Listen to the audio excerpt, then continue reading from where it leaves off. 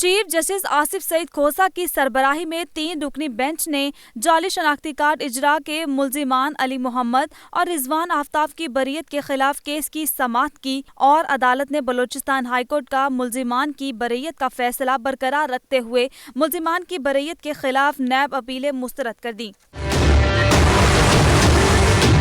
Chief justice ने remarks दिए कि जाली शनाख्ती कार्ड का इजरा बहुत बड़ा जुर्म है। जाली शनाख्ती कार्ड दहशतगर्दी और मनी लॉन्ड्रिंग में इस्तेमाल हो सकते हैं। जाली शनाख्ती कार्ड के जुर्म को साबित करना नैब की जिम्मेदारी थी। दस्तावेजात की फोटोकॉपी काबिल कबूल शवाहिद नहीं होती।